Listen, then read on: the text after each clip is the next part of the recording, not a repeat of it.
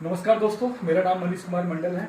और जैसा कि आप लोगों को पता है कि लोकतंत्र का पर्व चल रहा है, चुनाव आने वाला है, लोकसभा का चुनाव होने वाला है।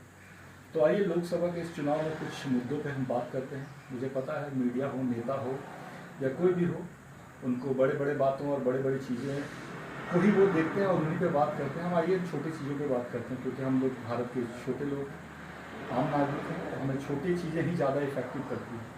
अभी जैसा कि चुनाव का माहौल चल रहा है और साथ ही साथ बच्चों का एडमिशन भी चल रहा है, बच्चों को नए बुक्स, नए कॉपीज़ वगैरह की ज़रूरत हो रही है। आपको पता है एक छोटा कॉपी, एक बच्चा जो अभी मान के चलिए जिसने लाइफ में कदम स्टार्ट रखा ही है, एक एक कॉपी का दाम अभी एकदम छोटा से छोटा कॉपी लेने जाइएगा तो आप 22 से 25 रुपया, 30 रुपया ऐसे करके पड़ता है।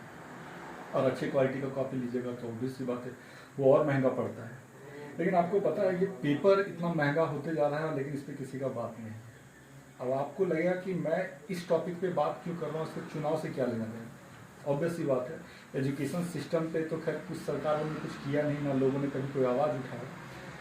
हर साल रीएडमिशन के नाम पे पैसा आता है जाता है, उसके लिए भी किसी ने बात नहीं किया। लेकिन पेपर का मैं बात इसलिए कर रहा हूँ क्योंकि आपको पता होगा कि चुनावी का जो माहौल चल रहा है और एक एक ब्लॉक में कितने सारे बूथ्स होते हैं, कितने सारे सेक्टर्स होते हैं।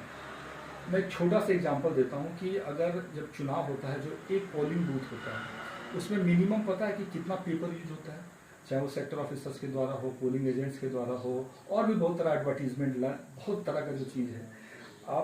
मैं मिनिमम अगर मैं कैलकुलेट करूँ, क्योंकि आपको पता है एक एक A4 सीट का जो आता है वो कितने का आता है एक बंडल, इसमें 1000 पीस का होता है, वो ऑलमोस्ट 180-190 रुपये करके आता है। और ये एक एक ऑफिस में हजारों की संख्या में खर्च होता है। क्यों? चुनाव की वजह से। हम वैसे करने को तो ईवीएम से चुनाव कर रहे हैं, बट ईवीएम में चुनाव करने के बाद भी उसमें एक पर्चा कटता है, जो उसमें भी पेपर वेस्ट होता है। तो एक रफ आइडिया अगर मैं बताऊं तो एक बूथ में सिर्फ पेपर का कॉस्ट मैं बता रहा हूँ जो 50,000 के अराउंड जाता है। इसमें मैं एडवर्टीजमेंट्स की बात हटा दे रहा हूँ, जो पोस्टर्स और जो बैनर्स लोकसभा चुनाव के लिए लग रहे हैं, जनता के बीच में एडवर्टीजमेंट के लिए लग रहे हैं, मैं उनको छोड़ के बात कर रहा हूँ, जिसमें सिर्फ डेटा भरा जाता है चुनाव कर्मियों के द्वारा, अधिकारियों के द्वारा और लोगों के द्वारा।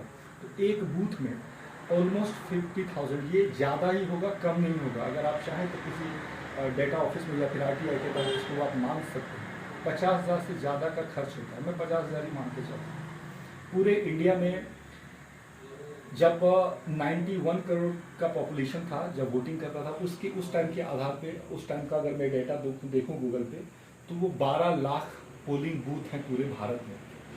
अगर एक बूथ का खर्चा सिर्फ पेपर की मैं बात करूँ 50,000 है और 12 लाख बूथ हैं, तो अगर आप 50,000 को 12 लाख से कैलकुलेट करेंगे तो ये आपका ऑलमोस्ट 72 करोड़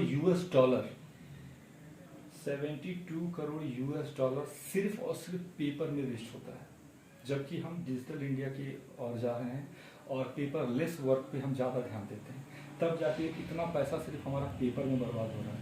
और सिर्फ देखिए, मैं पैसे की बात नहीं कर रहा हूँ, ये पेपर तो ऑब्वियस सी बात है, जो सोर्स है हमारा नेचुरल उसी तरीके से आ रहा है, पेड़ पौधों की वजह से आ रहा है, वो कट रहा है। और ये जो वेस्ट हो रहा है, ये कम्प्लीटली पेपर वेस्ट हो रहा है, पैसा वेस्ट हो रहा है। अगर ये इतना वेस्ट ना होता तो शायद बच्चों के लिए जो अभी कॉपी किताब है वो शायद थोड़ा सस्ता होता। सोचने वाली बात है, किसी मीडिया का इस पर ध्यान नहीं है। पता नहीं क्यों नहीं है, शायद उनके घर में बच्चे नहीं हैं, या वो पढ़ते नहीं हैं, या वो खुद पढ़ाना नहीं चाहते, या फिर सिर्फ अपना कमाने और खाने पर ध्यान देते हैं। मेरा आप लोगों से आग्रह होगा, इन सब चीज़ों पे ध्यान जरूर दें, और अगर लगता है कुछ भी गलत है, कुछ सही है, तो कमेंट करके जरूर बताइएगा। जय हिंद, जय भारत।